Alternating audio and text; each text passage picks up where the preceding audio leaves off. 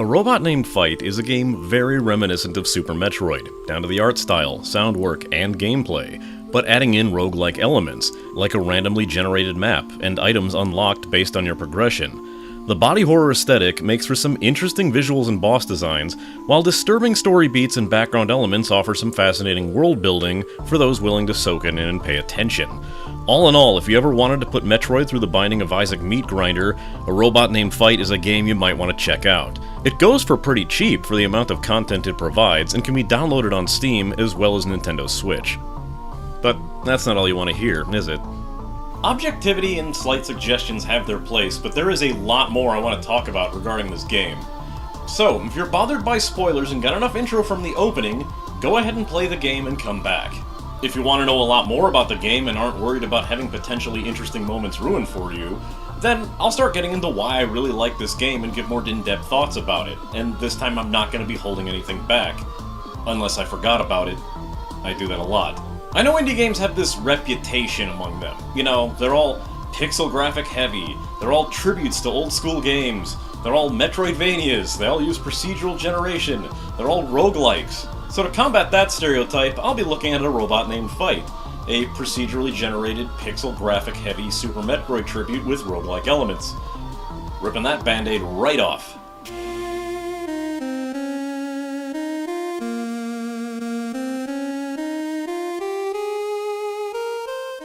Okay, I need to get this out of the way for full disclosure. I'm not exactly unconnected to this game. I became interested the very first second I saw it, and it was that weird serendipitous luck that had a PR marketing firm offer me a key for it. Twice. Yeah, once on PC back in late 2017, and lately in April as it was launched on the Switch. I've even met the creator of the game, Matt Bittner, in person at MagFest, as he had a booth there and I was the only person able to finish the game during their time at the con. Also, the Robot Named Fight Twitter account follows me, so make of that what you will. It's not like I have the guy on my phone contacts or head out for beers on the reg with him, but hey, I'll at least let you make your decisions about what I have to say about this game based on that. Okay, we good? Let's gush. I love this game's look. It's a simple 16-bit style, easily at home on the SNES, and highly reminiscent of Super Metroid, down to certain poses and general look and body type of the titular fight. What sets everything apart is this game's choice to base its enemy design on body horror with a hint of Lovecraftian elements.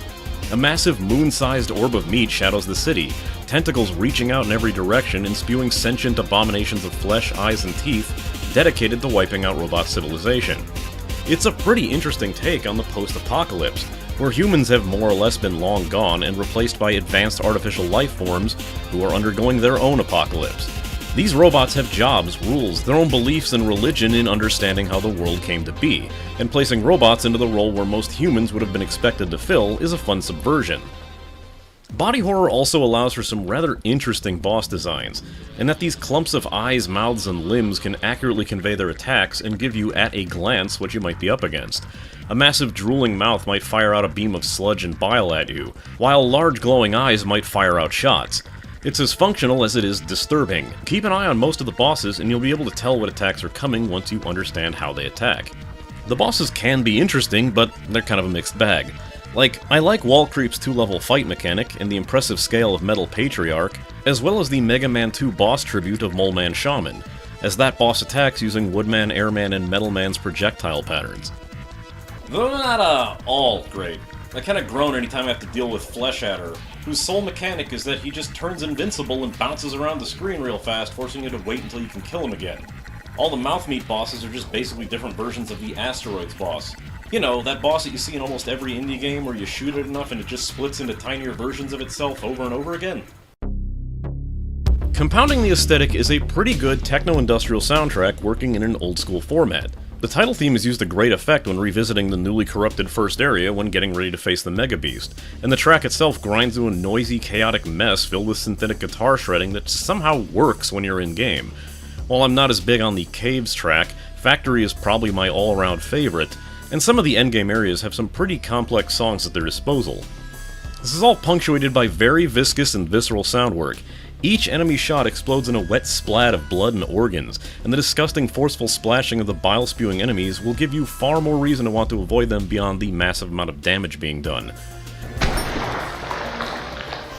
The perfect blend of both sound and music, culminating in one of the creepiest tracks I've heard in a game, reserved for the room before a boss showdown, and definitely getting you to dread what lurks beyond that door. I'm a pretty big fan of how this game gets around one of Metroid's more annoying aspects. You know, that repeated item pickup jingle?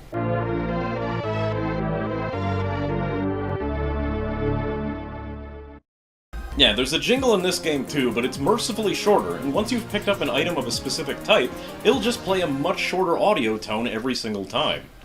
And considering how often you're going to hear that over and over again as you play through the game, seriously a breath of fresh air. Okay, yeah, this is pretty much Super Metroid. Same control scheme, same aiming ability, similar physics, same whoosh whoosh whoosh noise when somersaulting. It could be mistaken for a ROM hack if you haven't played Super Metroid in a while. Unlike the game, you have an alternate energy meter for any sub-weapons that you'll pick up, which is garnering Mega Man comparisons, but that seems like a tertiary comparison at best. You'll also gain some interesting items that can be used or toggled with a button, like a damage boost that consumes energy to a usable heal, or a Castlevania-style arcing axe. Though, if you're like me, you'll spend most of your time shooting everything with a main weapon and hoping the triple shot shows up. Some shots and powers make use of elemental mechanics, both used as a new means of taking enemies down, but also gating off sections of the map. Is a door covered in armored plates? Explosives will take it down, but they'll also do extra damage to enemies when hit. Is there glowing circuitry on the door? Have something electric, but you can also charge up that electricity to have a piercing shot that does more damage. Pulsating layer of flesh? When all else fails, use fire. And if you set an enemy on fire, you're just going to keep doing damage to them as well. Since these elements can affect your shots and not just be assigned to your weapon energy, there's a big issue in the fact that sometimes they just don't synergize with certain pickups. For example, if you pick up Phase Shot and the Penetrative Shot, you're basically rendered the Explosive Shot now useless because it will have absolutely nothing to trigger off of. Same goes with Fragment Shot, which unfortunately means that there's a lot of times that once you understand how each item works, there'll be times where it's better to just leave an item alone and you kinda have to forgo that 100% pickup rate. In fact, Binding of Isaac is a good comparison to make here. There's a lot of direct comparisons you can make to that game. The progression contains 4 static stages: surface, caves, factory, and buried city. You gain access to more areas and unlock more as you beat the boss and reach new areas. You gain upgrades to stats with the various items that you'll find, hidden Metroid-style indestroyable blocks that are around the map. Basically, look for and shoot at suspicious areas on the walls and floors when a blip appears on your map. Once you've understood the tile sets, you'll easily recognize likely hiding spots. You collect scrap as a currency to either purchase from shopkeepers or donate to shrines for random perks. You'll also get a special scrap that is tossed in with the hidden upgrades, which might be tacked onto a shopkeeper's cost or given to shrines to sweeten the pot for them. I'm gonna admit, it took me an embarrassingly long amount of time to figure out how those shrines work. The first time you play the game and encounter one, you might think to yourself, oh, I'll just toss in as much scrap as possible and get a good result, and then end up getting debuffed to shit by a very angry god. See, the thing is to keep an eye on that polygon shape up in the corner and count how many sides it has. Then, donate your scrap in multiples of that number, and you'll get a good result every time. You know, as long as the RNG doesn't screw you over. Donate the scrap in multiples of that number to get a temporary or permanent boost, as well as relics. Also realize that each shrine focuses more on a specific aspect of your power, like attack, defense, energy, and the like. In other words, best not to donate to a shrine that won't offer up anything that's beneficial to your current build. While this game tackles Metroid down to the letter in a lot of ways, one thing I find interesting about the RNG nature of the game, working in this format, is how it gates off later areas with required items. What makes the game seem fresh with each iteration of this is how you tackle those obstacles. For example, the first time you play the game and see a low wall, you might think, oh, I'm getting a morph ball-like thing this run. And then you'll get a slide mechanic like Mega Man, and think that's how the game will handle low walls from that point on. Then you'll start up your next run, see another low wall, and think, oh, I'm getting slide this run. And then you come across Arachnomorph, a skill activated in the same way that turns you into a spider that can fire shots. It's a clever workaround to keep you on your toes without getting too complacent about what the game's gonna throw at you. Your final item you'll get from a boss is always some sort of flying power to let you reach the Mega Beast. This can be a jetpack, the ability to jump in midair infinitely, or reverse gravity with an item called the Viridian Shell. I get it. I love how this game handles its story. It's not exactly in your face, discounting the exposition dumps of the intro and endings, but there's clues everywhere in how things that you fight behave, and graffiti being very literal writing on the wall. Hell, one kinda spoils a secret final boss that you wouldn't even realize did that until you've already fought it. Oh yeah, I did say endings and secret bosses. See, the game kind of goes by the Binding of Isaac rules that the more you finish the game, the more stuff appears in the game. Essentially, you beat the game enough times and you get to the true final boss. There's also a third type of final boss that you can reach by foregoing the other two, but I'll get into how that one works in a bit. What I find genius is how the story is told via 3 perspectives depending on which final boss you take down. Mega Beast is a, pun fully intended, meaty fight where you blast off individual sections that'll try to fire on you or endlessly spawn in enemies, parts of which are there to trip out tripophobics. Your original assaults against the Mega Beast show the perspective of the robot's name Fight, as Fight is a moniker for any robot that's taking up arms, not any specific character. You're not so much the Fight as a Fight, a robot named Fight, if you will. From the Fight's perspective, the Mega Beast is a Lovecraftian cosmic horror, summoned via dark ritual by the last mutated dregs of humanity known as the Mole Men, casting humanity as the game's villains. Again, I love the subversion, and I love it more that it's not the only thing in the story as a whole. Defeat Mega Beast a few times, and you'll wound it enough to enter and take down its core. While very reminiscent of the womb stage of Binding of Isaac, down to being locked in most rooms until you defeat the enemies or bosses within, it's also the final area, being very straightforward and leading right to a boss battle with the Mega Beast core, where you'll find a machine housing a multi-eyed brain, which upon destroying it, gives birth to the final uncorrupted remnants of humanity, revealing that, from the human perspective, the Mega Beast was originally a space station designed to carry them off-planet, which ended up becoming corrupted before returning to Earth, giving the newly arrived humans a ton of wounded and very angry robots and flesh beasts to have to deal with. You'll probably notice how every time you start the game you're next to a crashed ship or a wounded monster with another robot who's laying down in the corner, and if you talk to him, his name is Tutorial Smith, then he'll give you a few tips, sometimes a bane and sometimes a boost for your stats before you leave. However, if you see him doing this, don't talk to him. You will die. Instead, just leave him alone and complete the run up until you have to confront the Mega Beast, but instead of heading toward it, go back to the start of the game and then talk to Tutorial Smith. You'll get instantly transported into a nightmare glitch world with corrupted background environments, a ton of tech monsters, and no way out until you collect 4 keys and confront the boss. Glitch World is a nightmare to navigate, not only because it's kinda hard to see the environment and the door exits, but because you don't have a map until you collect the appropriate key. Get the keys and find the boss room to finish, and get the final ending, where Tutorial Smith informs you of a forgotten rogue god, who deliberately assisted the humans in creating the Mega Beast, because the mechanical gods that humanity created to fix the world then all decided that humanity needed to die.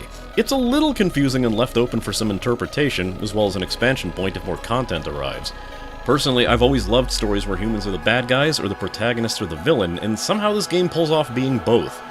If you want to revisit a specific run, you can jot down the passkey for a seeded run, but know that anything that you accomplish during a seeded run won't count for achievements or unlocks.